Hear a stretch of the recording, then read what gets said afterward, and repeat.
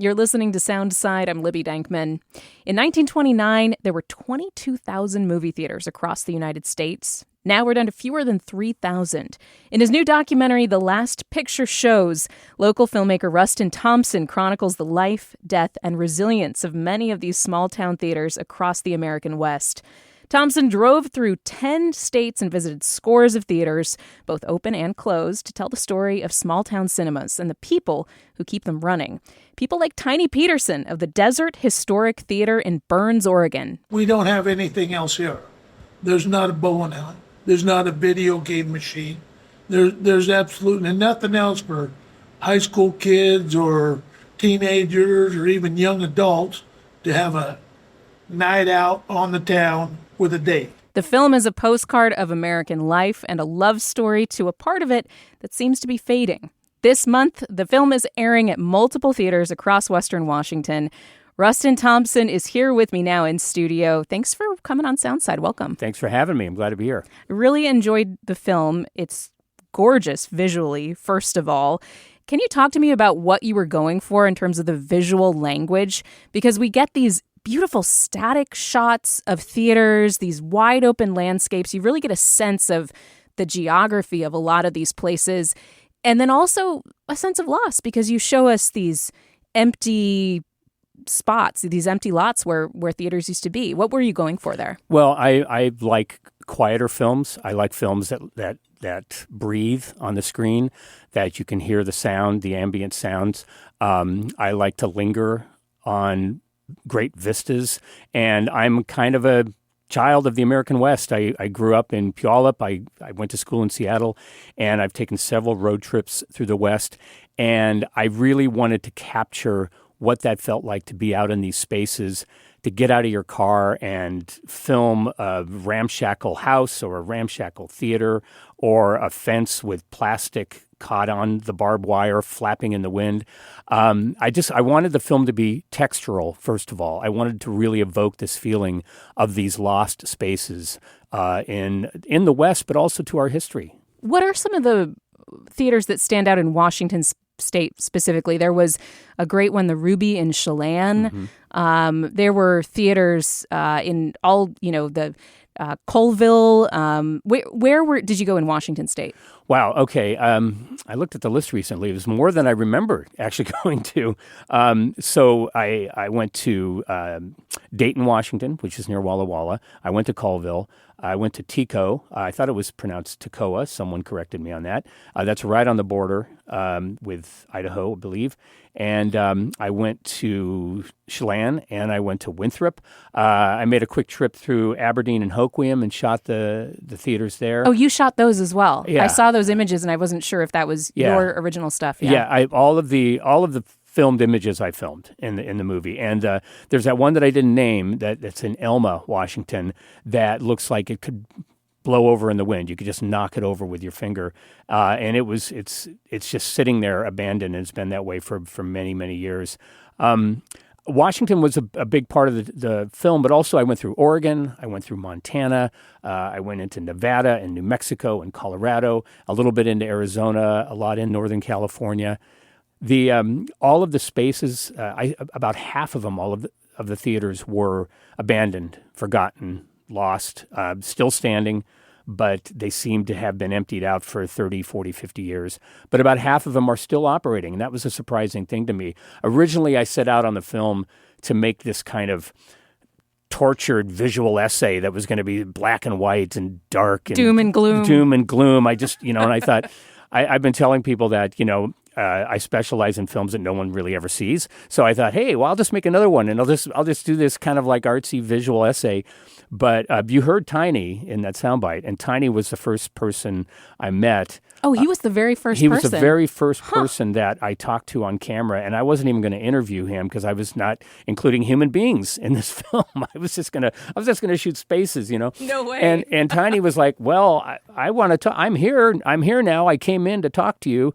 And I said, okay, let's do it. And I said, where would you like me to interview you? And he said, let's do it by the popcorn machine. He was a great guy. And right off the bat, when people watch the film, they see his whole interview. He's the first guy who appears in the film, too.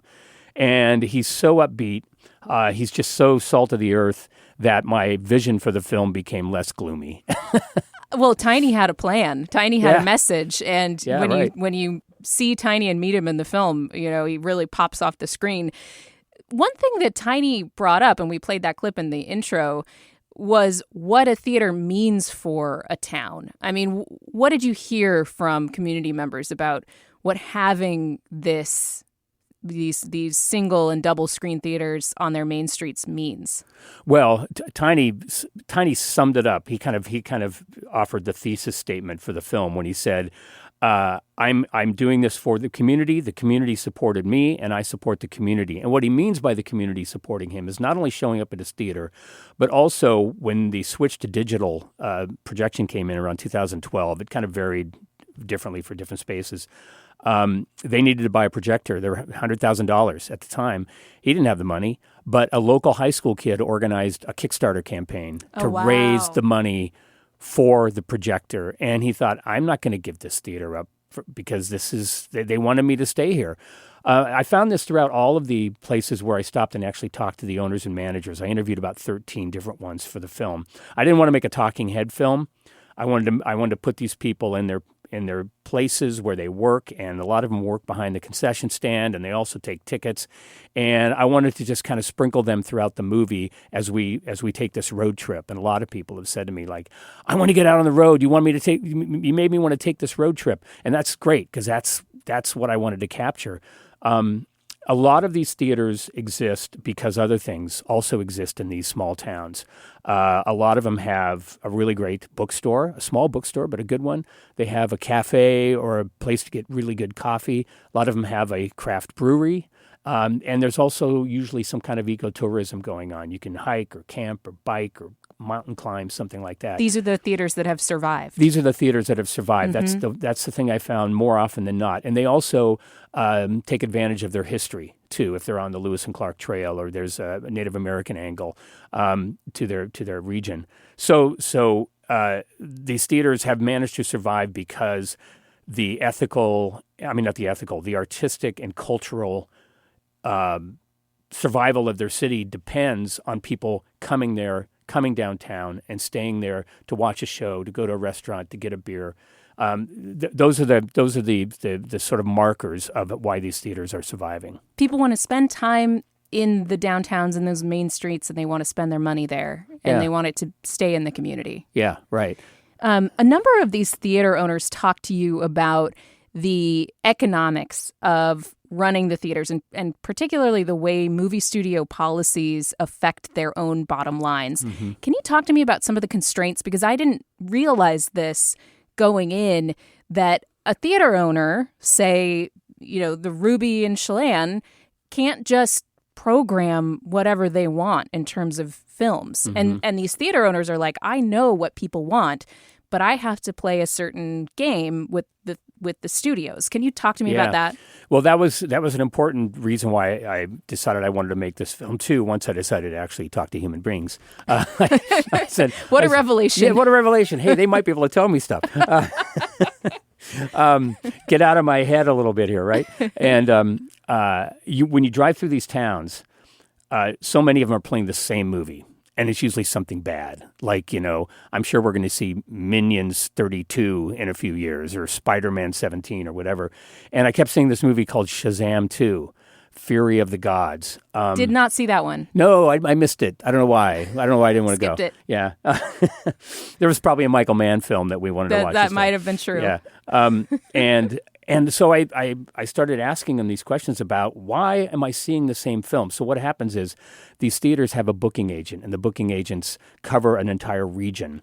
And it's much easier for them to get a film and book it into, say, 50 or 75 or 100 theaters all at the same time. And some of the theater owners told me, well, it's the number one film in America, and we want to play that film because people have heard about it. Well, one of the reasons it's the number one film in America is because a booking agent is putting it into 75 theaters.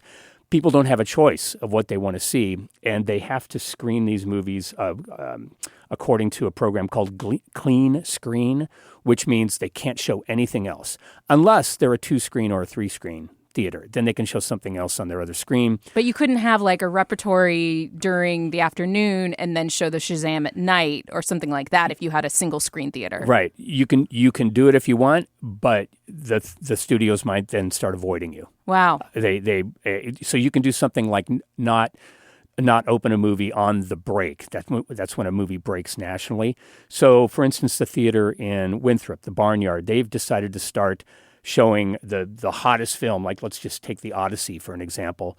They might wait on the Odyssey and show it 3 weeks later. And in the meantime, they can show some art house films, and they can do what's called stacking, where they can show 2 or 3 films during the day, similar to a repertory program like at the Beacon in Seattle. The problem is that a lot of these theaters, they're surviving off their single screen, and they know they're going to make just enough money in the first couple of nights to survive the run. But then that movie plays depressingly for another 10, 12 days and at that theater. No butts and seats. And nobody's going in. Yeah. Right.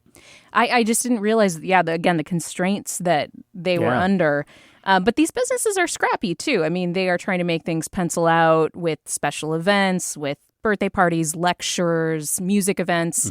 Mm-hmm. We are just a block away from the Neptune, which used to be a movie theater and now is a complete concert venue. It's no longer playing movies. To my sorrow, it's a great concert venue, but I miss the movie theater side of it. Yeah, and we're half a block from the Varsity. The Varsity is closed. Recently. Yeah.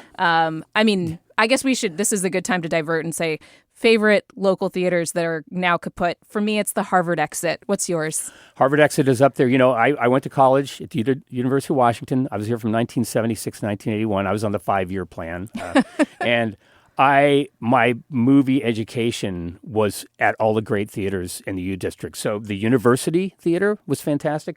The Grand Illusion, which is still around but not in that space. Right. The Varsity, the Harvard Exit. Was the Seven Gables around back then? Yeah, Seven Gables, Guild 45th was around back then.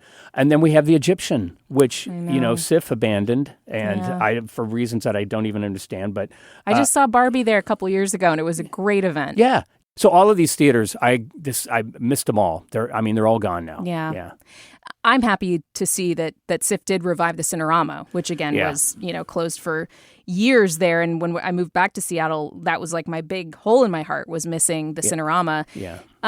But these businesses are, again, these small town theaters, especially the single screen theaters. They're trying these different things to make it pencil out. Has anybody cracked the code that you spoke to make this more than a labor of love, more than a hobby, frankly, and make it a viable business? I think it's a code that's in the process of cracking. I don't think anybody's quite hit on it yet. But a lot of theaters are becoming nonprofits.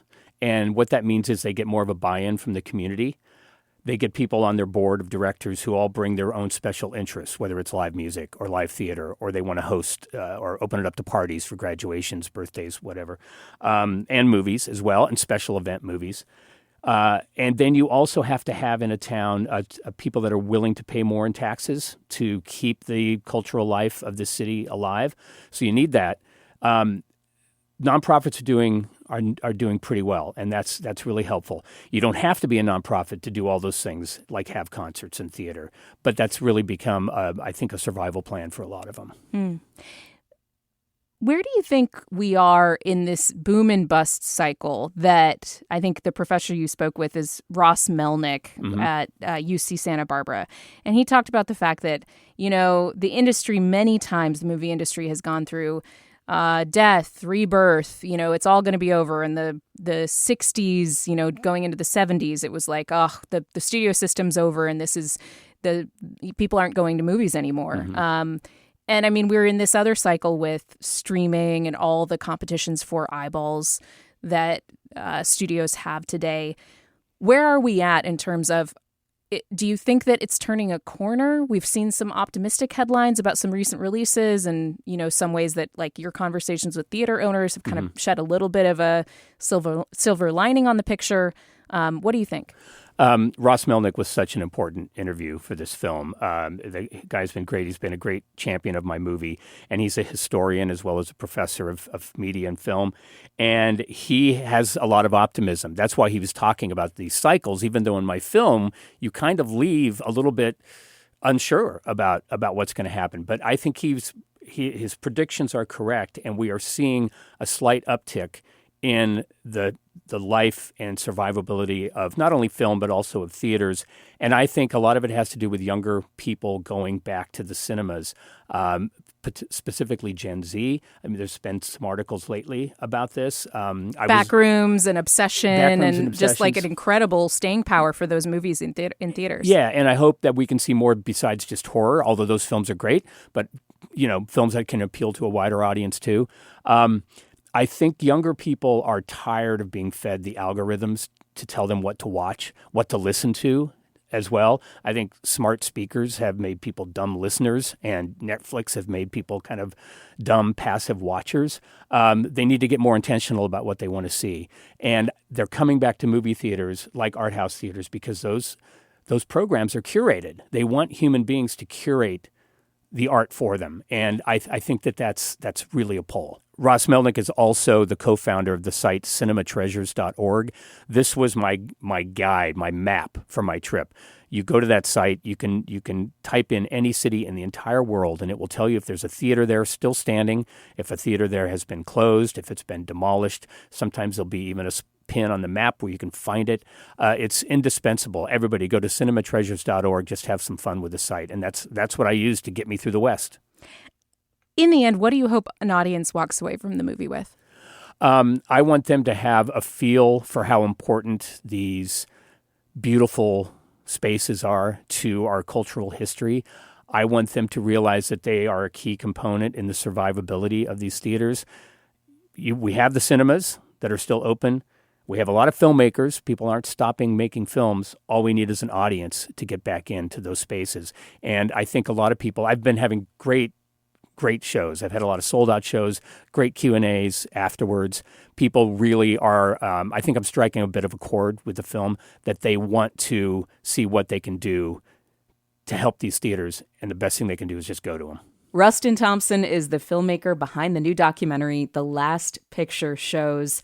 It will make you want to go on a road trip through the West to see all of these beautiful theaters as well and landscapes. The Last Picture Shows will be screening at Tasphere Film Center in Seattle's Columbia City neighborhood tonight, Wednesday, July 15th. That screening is sold out, though, but they are working on scheduling more opportunities to see the film at Tasphere. And the movie will also be at the Pickford Film Center in Bellingham on Saturday. Rustin Thompson, thank you. I've really enjoyed talking to you about the film. Thank you. Thanks for listening to Soundside. Don't forget you can listen live on KUOW 94.9 Seattle at noon and 8 p.m. Monday through Thursday, or anytime right here online at KUOW.org, or of course on your favorite podcast app.